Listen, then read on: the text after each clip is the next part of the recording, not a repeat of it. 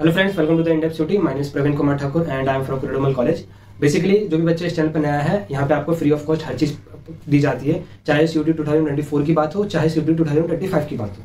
हम उसी तरह 2025 में हमने क्या करा, फ्री बैचेस लॉन्च करे हैं, फ्री काउंसलिंग सपोर्ट होगा जब तक आपका कॉलेज में एडमिशन नहीं हो जाता। तो आपको कहीं पे भी एक सिंगल रुपीस देने की जरूरत नहीं है।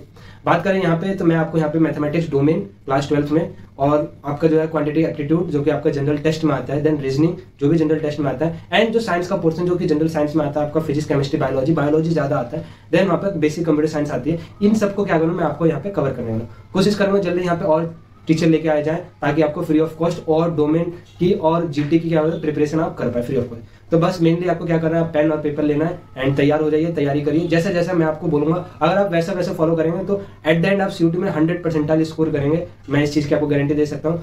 एंड उसके साथ आप क्या कर सकते हैं, फिर आप किसी भी अपने टॉप सेंट्रल यूनिवर्सिटी के अपने मनपसंद कोर्स में क्या पढ़ाएंगे, एडमिशन ले पाएंगे।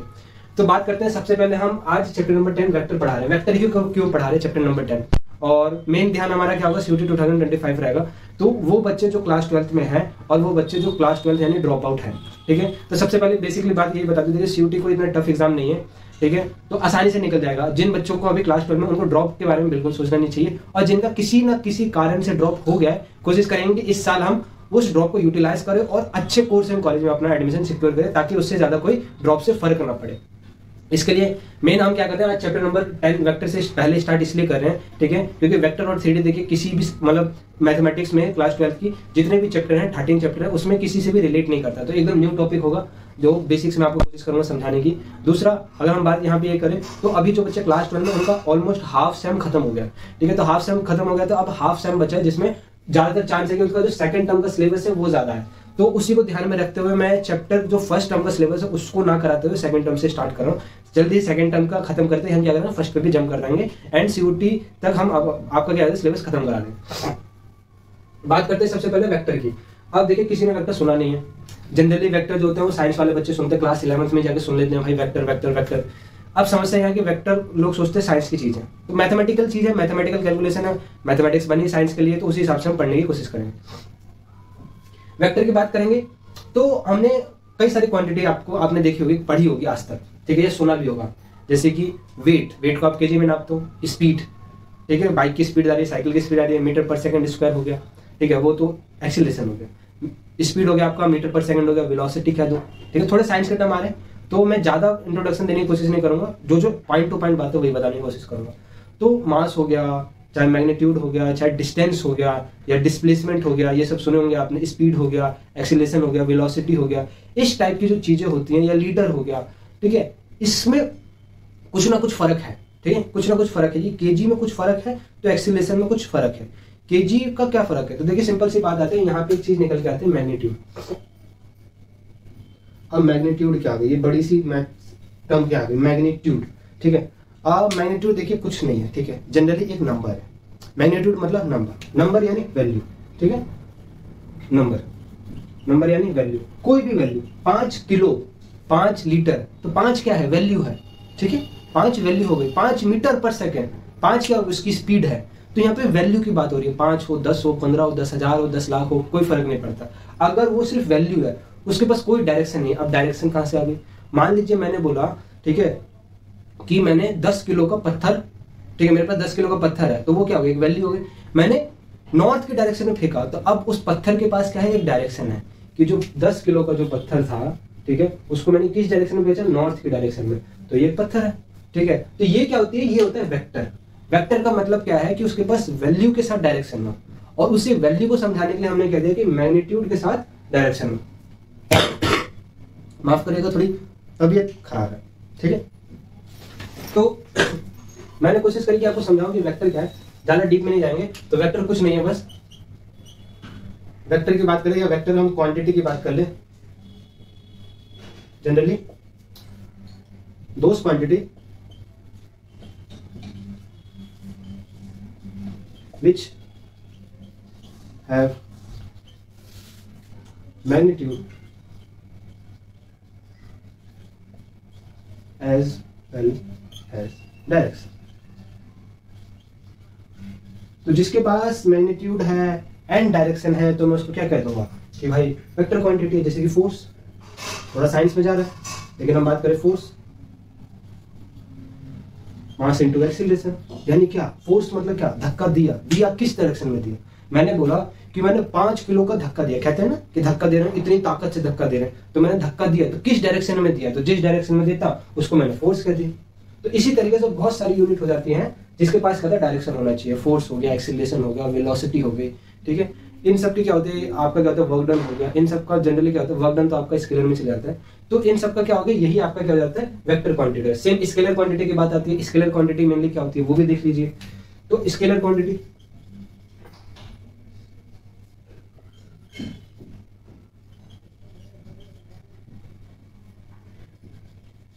स्केलर क्वांटिटी की बात करें तो दोस्त quantity which only have magnitude, यानी कोई डायरेक्शन नहीं होती है। किलो हो गया, लीटर हो गया, ठीक है, डिस्टेंस हो गया, डिस्टेंस के पास कोई डायरेक्शन नहीं होता, डिस्प्लेसमेंट के पास एक डायरेक्शन होती है। डिस्टेंस की बात करेंगे तो डिस्टेंस क्या होता है, देखिए ये डायरेक्शन लेस है, या ए से लेके बी तक जाने का डिस्टेंस क्या है, कभी ऐसे गया, कभी इस डायरेक्शन में, कभी इस डायरेक्शन में, कभी इस, कभी इस, तो हर बार क्या कर रहा है अपने डायरेक्शन बदला, कभी ऐसी डायरेक्शन, कभी ऐसी, कभी ऐसी, कभी ऐसी। तो ये क्या हो रहा है, ये डायरेक्शन लेस क्वांटिटी, लेकिन डिस्प्लेसमेंट के पास क्या होता है डायरेक्शन होती है, ठीक है। एक पर्टिकुलर लाइन में क्या कर रहा है, ए से लेके बी तक ऐसे गया, ये इसकी डायरेक्शन हो गई। यही चीज मैं आपको समझाने की कह रहा हूँ, स्केलर क्या होता है और वेक्टर क्या होता है, ये जनरली आपके उतना काम आने वाला नहीं है। अब बात करते हैं, तो वेक्टर मेरे को समझ में आ गया, स्केलर क्वांटिटी समझ में आ गई, पहली यूनिट, पहली एक्सरसाइज तो आपकी सिंपली हो जाएगी, ठीक है। और कोई भी डाउट हो आप डिस्क्रिप्शन में लिंक, मतलब डिस्कशन टेलीग्राम ग्रुप का लिंक है, वहाँ पूछ सकते हैं, या कमेंट बॉक्स में कमेंट कर दीजिएगा कि भैया ये कैसे करेगा। तो मैं उस पर जाता नहीं हूँ, जनरली हम सीयूटी पे ध्यान दे रहे हैं, तो फर्स्ट एक्सरसाइज उतनी मैटर करती नहीं है। सेकंड की बात करते हैं, तो वेक्टर की चीज आई है तो बड़ी बड़ी चीजें आएंगी। अब वेक्टर क्या करता है, अपना रूप दिखाना चालू करता है। तो वेक्टर क्या होता है, जनरली वेक्टर की हम बात करें तो वेक्टर में हमने बोला कि मैग्नीट्यूड होना चाहिए, ठीक है, क्या होना चाहिए, मैग्नीट्यूड होना चाहिए, और उसके साथ क्या होना चाहिए, डायरेक्शन भी होनी चाहिए। दो क्वांटिटी होनी, क्या यही होता है दो क्वांटिटी, नहीं, एक और क्वांटिटी चाहिए, क्या, कि उसको triangle law of vector addition follow करना चाहिए। कौन सा law, triangle law of vector addition.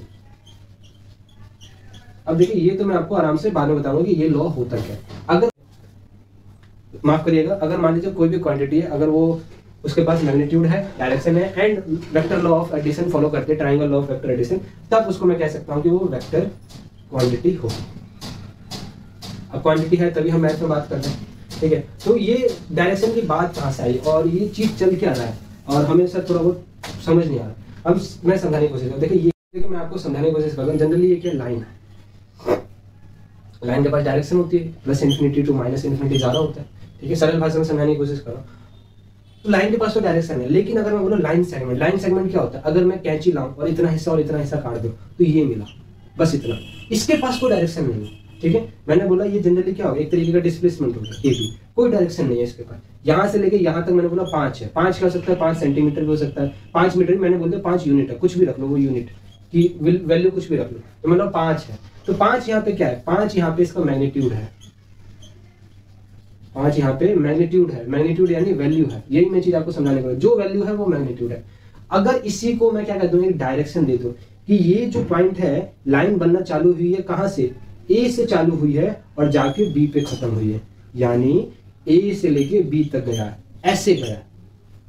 बोला मैंने कैसे, ए से शुरू हुआ बी पे गया, तो अगर ए से बी पे जाएगा तो ऐसे जाएगा, और वहीं अगर बी से ए पे आएगा तो ऐसे जाएगा। एरो हमेशा इस तरफ बनेगा, वेक्टर की ये वैल्यू है, लेकिन बताता क्या, बी से ए गया, ए से बी गया, ये बताया ए से बी गया, बी से ए गया, तो जब बी से ए जाएगा तो अभी ए से बी जा रहा था तो इस तरफ डायरेक्शन होती है, जब बी से इधर ए जाएगा तो इस तरफ डायरेक्शन होगी। आई बात समझ में। तो इसी से हमने क्या बनाया, वेक्टर बनाया, कि जो हमने वो निकाला, क्या निकाला, लाइन सेगमेंट निकाला। लाइन सेगमेंट की जो डायरेक्शन होती है उसी को जनरली हम क्या करते हैं, वेक्टर, वेक्टर को ट्रीट करते हैं उसकी तरह। तो वेक्टर आपको समझ नहीं हो गया, वेक्टर क्या, मैंने 5 यूनिट दे दिया तो आपको ये समझ में आ गया। अब हम बात करते हैं और चीजें आगे, ठीक है। तो देखिए अब अगर हम बात करते हैं टाइप्स ऑफ वेक्टर, वेक्टर के कितने सारे टाइप हो सकते हैं। सबसे पहले हम बात करते हैं जीरो वेक्टर। जीरो वेक्टर का मतलब क्या है, ठीक है, जिसका मैग्नीट्यूड 0 हो। अभी तो मैंने बोला कि वैल्यू 5 है, तो 5 उसका मैग्नीट्यूड हो गया। अगर मैं बोलूं मैग्नीट्यूड 0 हो जाए, यानी मैग्नीट्यूड 0 हो जाए, तो सिंपल सी बात है वो 0 वेक्टर हो। यानी क्या कहने का क्या मतलब है कि यहां से लेके यहां गया तो 5 हुआ, तो मैंने बोला कि एक वेक्टर बना जिसका 5 यूनिट वैल्यू। तो अगर वो बड़ा ही नहीं तो वेक्टर कैसे बनेगा? जब वेक्टर ही नहीं बनेगा तो उसका नाम है 0 वेक्टर दे दो, क्या फर्क पड़ता है? क्यों? क्योंकि मान के चलिए वेक्टर यहाँ पर कोऑर्डिनेट भी होता है। अब कोऑर्डिनेट कैसे होता है वो धीरे धीरे जब आगे जाएंगे तो समझ में आ जाएगा। एक पॉइंट को भी हम वेक्टर कहते हैं, पॉइंट वेक्टर क्यों कहते हैं वो समझिए, वो बाद में समझिएगा। तो 0 वेक्टर यानी मैग्नीट्यूड 0। यूनिट वेक्टर की बात करते हैं। यूनिट वेक्टर यानी मेनली जिसका मैग्नीट्यूड 1 हो। क्या हो? 1। कोई भी ऐसा वेक्टर निकालो जिसका मैग्नीट्यूड 1 आ जाए तो उसको मैं क्या कहता हूं? Unit vector. आई बात समझ में? अब मैग्नीट्यूड मान लीजिए कोई ऐसा वेक्टर बनाया, ये 5 यूनिट का था, ये 1 यूनिट का बना दिया, तो ये यूनिट वेक्टर हो गया। ये यूनिट वेक्टर हो गया। ये 5 यूनिट का, तो ये यूनिट वेक्टर नहीं हुआ। तो अगर मैंने इसको 1 बनाना था तो मैंने जनरली करा क्या? मैंने कुछ नहीं करा कि भैया एक वेक्टर ऑलरेडी था जिसका नाम दिया मैंने ए वेक्टर, ऑलरेडी था वो, ठीक है। उस ए वेक्टर की लेंथ थी 5 यूनिट, मैंने नाम दे दिया 5 यूनिट। यहां से ये इसकी डायरेक्शन है। सेम इसी डायरेक्शन में मैंने क्या करा, एक और वेक्टर बनाया बी वेक्टर, और जिसका लेंथ थी यानी वैल्यू थी यूनिट 1 यूनिट। यानी अर्थ क्या है? कुछ नहीं करा भैया, इसको मैंने इसी के मैग्नीट्यूड से डिवाइड कर दिया तो 1 आ गया। आई बात समझ में? तो ये तो सिंपल कैलकुलेशन थी कि भाई वैल्यू से वैल्यू डिवाइड कर दी। लेकिन जब वेक्टर, अभी आगे आपको और पता चलेगा, तो वेक्टर को रिप्रेजेंट तो पहले देख लीजिए कैसे करा जाता है। कैप से, ए के ऊपर कैप लगा दी, कैप यानी टोपी जैसी, ऐसे ए लिया और ए के ऊपर कैप लगाई, ठीक है। उसको मैं कहता हूं कि जो गिवन वेक्टर था, जैसे यहाँ पे मैंने ए वेक्टर 5 यूनिट का बोला था, उसी के मैग्नीट्यूड से डिवाइड कर दो, ठीक है। तो कितना आ जाएगा? 5, मतलब यहाँ पे उसी के मैग्नीट्यूड से डिवाइड कर दो। आई बात समझ में? एक यूनिट वेक्टर जिसका मैग्नीट्यूड 1 होता है, लेकिन मैं बोलूं कोई ऐसा वेक्टर है, मान लीजिए कोई सी वेक्टर है जिसका मैग्नीट्यूड 1 नहीं है, मैं जबरदस्ती यूनिट बना रहा हूं, तो क्या करूंगा? उसके मैग्नीट्यूड से डिवाइड कर देता हूं तो वैल्यू आ जाएगी। जो डिवाइड करने पे वैल्यू आएगी उसको मैं क्या कहूंगा? यूनिट वेक्टर कहूंगा। 0 हो गया, यूनिट वेक्टर हो गया। अब बात करते हैं को इनिशियल वेक्टर। को इनिशियल वेक्टर जनरली होता क्या? को इनिशियल वेक्टर इसमें लिखने की जरूरत नहीं है। मान लीजिए ये पॉइंट है, एक पॉइंट से एक वेक्टर निकला, एक ही उसी पॉइंट से दूसरा भी वेक्टर निकल गया, उसी पॉइंट से तीसरा भी निकल गया, उसी पॉइंट से चौथा भी निकल गया। तो को इनिशियल वेक्टर का मतलब यही है कि अगर एक पॉइंट से 2 या 2 से ज्यादा वेक्टर निकलते हैं, मान लीजिए ये ए वेक्टर, ये बी वेक्टर, ये सी वेक्टर और ये डी वेक्टर निकलते हैं, तो उसको मैं क्या कहता हूँ? को इनिशियल वेक्टर। अब हम बात करते हैं, तो बस आपको जनरली याद रखना है कि जो एक पॉइंट से सारे वेक्टर निकल रहे हैं उसी को हम क्या कहेंगे? को इनिशियल वेक्टर। कोलीनियर,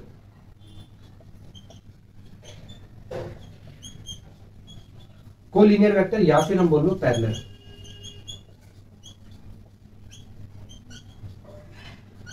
कोलीनियर यानी पैरेलल वेक्टर की हम बात करें तो जनरली कैसा होता है? पैरेलल वेक्टर सुनते ही समझ में आ रहा है कि एक ऐसा वेक्टर होगा और उसी के पैरेलल एक दूसरा वेक्टर होगा। अरे बात समझ में? मे बी एक ऐसा वेक्टर होगा और उसकी डायरेक्शन ऐसी हो सकती है, ठीक है। उल्टा भी हो सकता है कि ये दोनों वेक्टर एक डायरेक्शन में जा रहे थे, ये इस तरफ जा रहा था तो वो अपोजिट जा रहा है। या फिर ऐसा भी हो सकता है कि एक वेक्टर क्या नाम है ऐसा जा रहा है तो दूसरा ऐसा जा रहा है। क्या ये पॉसिबल है? नहीं। क्यों पॉसिबल नहीं है? क्योंकि ये पैरेलल नहीं है। तो पैरेलल, तो देखिए आई बात समझ में, जनरली कोलिनियर वेक्टर और पैरेलल वेक्टर एक ही मान के चलिए। कोलिनियर का मतलब होता है एक ही लाइन पे आने वाला वेक्टर, तो हम उसको थोड़ा अलग होता है लेकिन हम एक ही मान के चलते हैं वेक्टर के केस में। तो क्या होना चाहिए? पैरेलल होना चाहिए, डायरेक्शन अपोजिट हो सकते हैं, कोई फर्क नहीं पड़ता। एक चीज और दिमाग में डाल लीजिए कि अगर मैं बोलता हूँ कोई ए बी वेक्टर है, कोई है ए बी वेक्टर, ठीक है। जनरली हमने पढ़ा है कि मान लीजिए ए से लेके बी तक का डिस्टेंस, ए से लेके बी तक का डिस्टेंस 5 है, तो बी से लेके ए तक का डिस्टेंस तो भी तो 5 ही होगा, बराबर ही तो होगा। लेकिन इन केस ऑफ वेक्टर अगर ए बी वेक्टर है तो बी ए वेक्टर के बराबर होगा? नहीं, ये नहीं होगा, पॉसिबल ही नहीं। क्यों? क्योंकि ए बी वेक्टर मतलब 5 यूनिट इस डायरेक्शन में और बी ए वेक्टर का मतलब 5 यूनिट इस डायरेक्शन में, तो ये बराबर नहीं होगा। तो बराबर करा कैसे जाए? तो जब डायरेक्शन हम पलट देते हैं, यानी जनरली ये तो कह सकता हूँ ए बी वेक्टर बराबर ए बी वेक्टर, ऐसा तो कह सकता हूँ। लेकिन अगर मैं डायरेक्शन इन केस पलट दूं तब मैं कह सकता हूँ कि ये आपस में बराबर होंगे। ये कंडीशन देख लीजिए क्या है कि A B vector negative times of B A vector होता है, यानी डायरेक्शन बदलते ही साइन क्या आ जाता है? नेगेटिव आ जाता है। अब एक कोलिनियर वेक्टर की बात करते हैं, तो दो वेक्टर अगर आपस में पैरेलल हैं तो वो क्या होता है, कोलिनियर होते हैं। डायरेक्शन उनकी कैसे भी हो कोई फर्क नहीं पड़ता, लेकिन पैरेलल होने चाहिए, ठीक है। एक के ऊपर एक रखें उससे भी कोई फर्क नहीं पड़ता, जैसे कि एक ऐसा है और एक ऐसा है, या फिर एक ऐसा है और उसी के ऊपर एक ऐसा है और एक ऐसा है और एक ऐसा है, तो कोई फर्क नहीं पड़ता, ठीक है। कोलिनियर यानी पैरेलल। अगर कोई चीज मान लीजिए ऐसे ऊपर रखिए और उसको वो पैरेलल है, तो पैरेलल का मतलब क्या होता है, दोनों के बीच में परपेंडिकुलर डिस्टेंस 90 डिग्री। अगर उसको नीचे लाके रख दो यानी सेम उसी के ऊपर लाके रख दो तो भी तो 90 डिग्री रहेगा, उसे भी हम पैरेलल ही कहते हैं। तो जनरली आप क्या कर लीजिए, इसको पहले तो स्क्रीनशॉट ले लीजिए और मैं कहूंगा कि इसको नोट ही करके रखिएगा तो ज्यादा बेटर रहेगा। तो देखिए अगर हम आगे बात करते हैं वही की क्या नाम है, कोलिनियर वेक्टर के बारे में, तो हमने बोला कि क्या क्या कंडीशन होनी चाहिए, क्या नाम है, पैरेलल होने चाहिए, ठीक है। डायरेक्शन विल भी सेम भी हो सकती है, ठीक है, सेम डायरेक्शन, क्या नाम है, अपोजिट डायरेक्शन भी हो सकती है।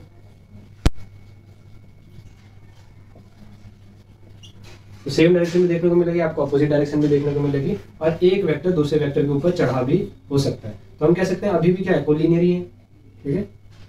आपने सुना है ना, ये 3 पॉइंट्स आर कोलिनियर, मतलब एक लाइन पे अगर 3 पॉइंट रख दिए जाए तो दे does not form a triangle, या फिर कोई शेप ही नहीं बनाते, शेप नहीं बनाते थे, एरिया विल बी 0। छोटी क्लास में आई थिंक 10th क्लास में आपने पढ़ा होगा इसके बारे में, ठीक है।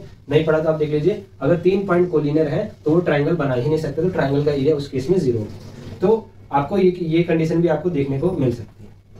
कोलिनियर समझा। अब कोलिनियर हमने क्लास 12 में खूब सारी प्रॉपर्टी पढ़ी थी कि line, if two line is intersecting then a1 by a2 और क्या नाम है, not equal to the b1 by b2। If two line are मतलब they have a many solution, अगर उसके पास क्या है, मेनी सॉल्यूशन है, तो ऐसी कंडीशन होनी चाहिए, a1 by a2 बराबर b1 by b2 बराबर c1 by c2। और अगर मान लीजिए नो सॉल्यूशन है तो कुछ ऐसी कंडीशन होनी चाहिए, a1 by a2 बराबर b1 by b2 बराबर में c1 by c2। कुछ इस तरीके का केस आपको देखने को मतलब मिला होगा क्लास 10 में। अगर याद नहीं तो कोई नहीं, उसको हाथ हटाइए, मतलब उसको हटा दीजिए। इस वाले केस को ही हम क्या कहते हैं, कोलिनियर यानी पैरेलल, ठीक है। पैरेलल वेक्टर यहाँ पे अगर मैं डाल दूं तो पैरेलल वेक्टर, ठीक है, पैरेलल वेक्टर हो तो भी ये कंडीशन, तो यानी क्या क्या कंडीशन होनी चाहिए, एक तो ये होनी चाहिए, एक ये होनी चाहिए, a1 by a2 बराबर b1 by b2 बराबर c1। अगर तीनों आपस में बराबर है तो कोई कांस्टेंट वैल्यू दे तो रहे होंगे, उस कांस्टेंट वैल्यू का नाम अगर मैं लैम्डा दे दूं, मान के चलते हैं, मान लो कांस्टेंट में 5 6 सबका रेशियो, यानी ये दोनों को डिवाइड करा, ठीक है, मान लो 2 वेक्टर थे, 2 वेक्टर के रेशियो को डिवाइड करा तो इधर भी 5 आया, इधर भी 5, इधर भी 5, तो लैम्डा की वैल्यू 5 आ गई। तो इस केस में मैं बोल सकता हूँ क्या कि a vector is equal to the lambda times of b vector. ये बात समझ में आई, ठीक है, कि lambda times of b vector होने चाहिए। मान लीजिए एक वेक्टर इधर था, इधर, यहां से लेके यहां चले गया, है तो वही वेक्टर ना। अगर एक वेक्टर यहाँ है और यहाँ से लेके ऊपर चले गया तो है तो यही वेक्टर ना, ये ऊपर चले गया, ऊपर चले गए तो पक्का, अगर मान लीजिए इसके पास 10 रुपए थे तो ये ऊपर गया तो इसके पास पक्का 20 रुपए होंगे। तो यानी अगर मैं मान लीजिए इसके पास 20 रुपए और इसके पास 10 रुपए, तो अगर इसको 2 से मल्टीप्लाई कर दूं तो ऊपर बराबर में आ जाएगा कि नहीं आ जाएगा, उसी जो दो नंबर है उसी 2 को मैं क्या कहता हूँ, लैम्डा कहता हूँ। आगे और डिटेल में डिस्कस करेंगे तो आपको कोलिनियर वेक्टर तो आई थिंक समझ में आ गया होगा। तो तीनों कंडीशन कोलिनियर वेक्टर की है, आप उसको लिख लीजिए, ठीक है। अब हम बात करते हैं कोलिनियर वेक्टर के बाद क्या नाम है, आप बस इतना ध्यान दीजिए कि a vector is equal to lambda times of b vector and a1 by a2 बराबर b1 by b2 बराबर c1 by c2। इस टाइप का केस देखने को मिलता है। अब बात करते हैं इक्वल वेक्टर।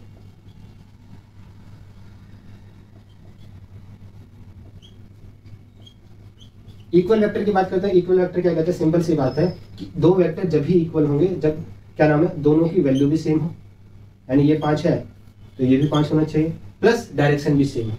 तो मैग्नीट्यूड के साथ साथ डायरेक्शन भी क्या होनी चाहिए, सेम होनी चाहिए। डायरेक्शन मैग्नीट्यूड बराबर होने चाहिए और डायरेक्शन भी सेम। अगर ये इस डायरेक्शन में है तो वो भी उस डायरेक्शन में होना चाहिए, अपोजिट में तो अपोजिट होना चाहिए। और मैग्नीट्यूड 5 लिखा है तभी मैंने इस डायरेक्शन बनाया, अगर ऊपर कर देता तो फिर उसका मैग्नीट्यूड बदल जाता।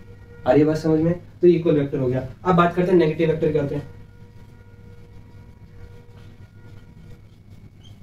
छोटी छोटी चीजें क्लियर कर रहा हूं ताकि आपको कोई भी कंफ्यूजन ना हो एमसीक्यू को पेपर देते समय, बड़ी दिक्कत आती है फिर वहां पे। नेगेटिव वेक्टर की बात करते हैं तो नेगेटिव वेक्टर क्या कहते हैं, मैग्नीट्यूड सेम हो, डायरेक्शन विल बी अपोजिट।